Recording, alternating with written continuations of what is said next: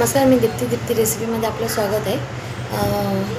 कालचा बिझनेस झालेला आहे 150 रुपयाचा आणि काल होता गुढीपाडवा। काल का एवढा खास झाला नाही माझा, मी जेवढं आणलेलं तेवढं म्हणजे नाही केलं माझ्यामध्ये। तरी बीटचे पराठे आणलेले मी आणि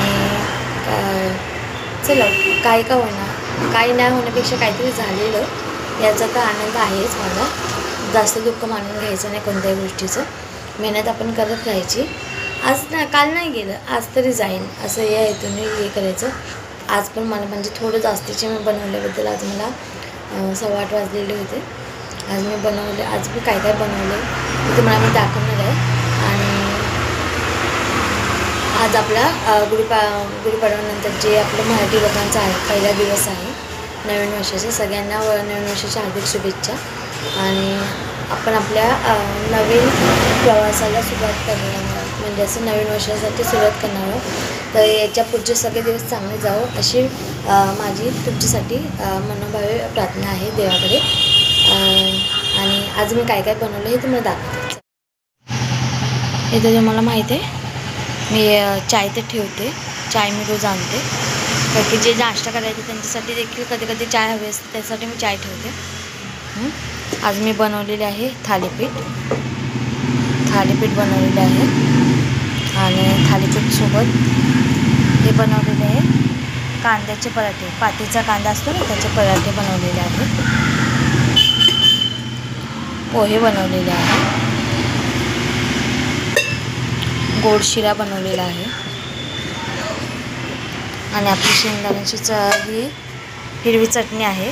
सगळे मला विचारतात चटणी का नाही आणत, माझा हिशोब असतो जेव्हा जे असं थोडं पराठेसोबत थोडं वेगवेगळं असलं तर जरा व्हेरायटीज पण त्यांना टाकायला मिळेल। आणि हे दही आणलेलं आहे, सॉस आहे आणि पोह्यावरती टाकायला शेव आणलेली आहे, बारीक शेव।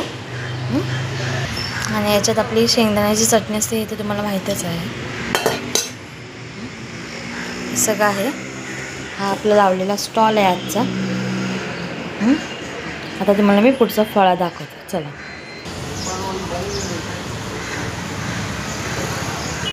तर तुम्हाला माझा आजचा व्हिडिओ कसा वाटला, लाईक करा, शेअर करा, कमेंट करा आणि बेल आयकॉनचं बटन दाबायला अजिबात विसरू नका।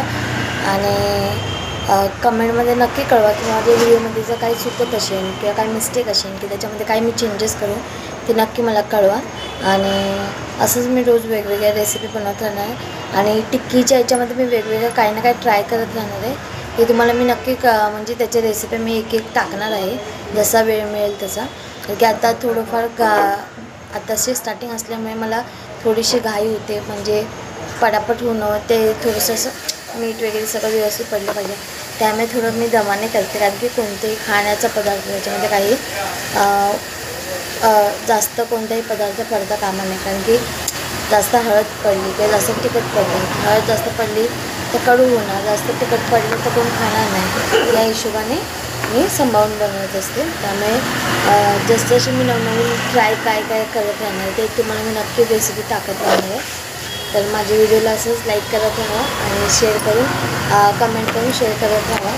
ते शेअर केल्याने तुम्हाला कोणता व्हिडिओ माझा आवडला तर नक्की शेअर करा। शेअर केल्यामुळे अनेक लोकांना माझे व्हिडिओ कळतील की मी काय बनवते काय नाही, त्यासाठी नमस्कार।